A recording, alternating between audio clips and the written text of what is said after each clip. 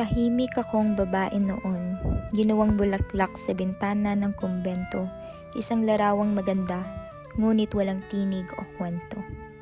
Ang mga salita ko ibinalanggu sa dasal, dahil babae raw ako, dapat mahinhin hindi marangal.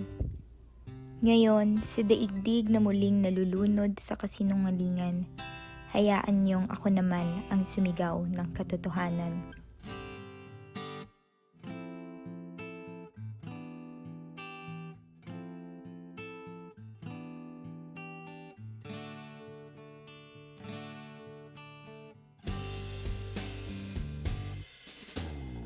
Ibara, mahal ko, ang binatang may adhikang busilak, naniniwalang karunungan ang ilaw sa dilim ng pang-aalipin.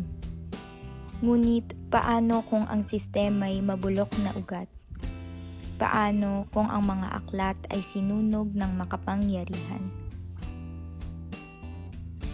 Kaya nang siya'y bumalik, ang puso'y apoy, ang tingin ay bagyo. Mula sa pangarap ng pagbabago, ginawang revolusyon ang kirot ng puso. At sa bawat pagputok ng bala, naroon ang sigaw, hanggang kailan kami aasa. Ngayon, ilang ibara pa ba ang nagiging simon, sa lipunang ginagawang bangungot ang kabutihan ng guni-guni.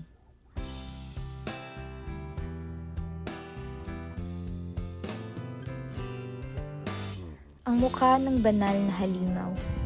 Noon, sa simbahan siya nagtatago.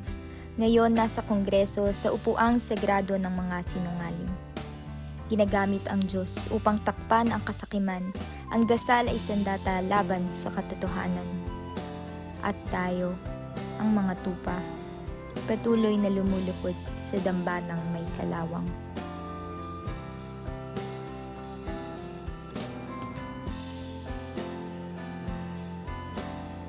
Ang luha ng bawat ina na naghahanap ng anak sa dilim ng kawalan. Noon, baliw sa pagkawala ni Crispin. Ngayon baliw sa presyo ng bigas sa anak na hindi na nakauwi mula sa ospital o kalsada. Sisa ay tayo, mga inang binubulag ng pangarap, mga pusong pinapatay ng kahirapan. Mga batang ninakawan ng pagkabata. Hanggang ngayon, sila ang mukha ng lansangan, bitbit ang walis, hindi ang laruan. Mga batang piniling kalimutan ng gobyerno, pinilit maging haligi bago pa maging tao. Ang kampanilya ng simbahan noon, ngayon ay iyak ng batang nagtatrabaho sa gabi, habang ang mundo'y natutulog sa konsensya.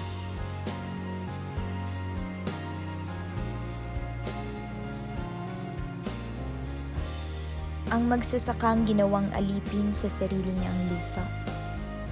Noon, ninakawan ng lupa ng mga praile, ngayon ng mga korporasyong mukhang pari rin. Ang kanyang bolo, simbolo ng bawat sigaw, ng gutom, ng laban, ng hindi pagsuko. Sa bawat patak ng pawis niya sa lupa, sumisigaw ang tanong, para kanino ba talaga ang Pilipinas? Ang taong ang kulay ng kaluluwa'y ginto na kahit alipin ay masayang magpanggap na amo. Pinili niyang manahimik kapalit ng ginhawa, yumuko sa banyaga basta't hindi gutom ang tiyan niya. Ngayon, marami pa ring tiyago. Nakangiti sa kamera habang ang bayan ay sinasakal ng sariling kamay niya. At ako si Maria Clara. Ngayon, hindi na ako ang babaeng umiiyak sa bintana, kundi ang titig ng bawat kababaihang hindi na matitinag. Ako ang lakas sa gitna ng dasal, ang sigaw sa gitna ng sermon, ang tulang hindi nyo kayang sunugin. Dahil ang Noli at El Fili ay hindi lang kwento ng nakaraan. Ito ay salamin ng ating kasalukuyan. At kung mananatili tayong pipe, muling isusulat ang ating mga pangalan sa pahina ng mga api. Kaya ngayon, hindi na ako Maria Clarang marupok. Ako si Maria Clarang mulat, ang babaeng marunong manindigan. At sa bawat salitang aking bibigkasin, sa bawat sigaw na maririnig, ipinapaalala ko, ang revolusyon ay nagsisimula sa boses ng mga dating tahimik.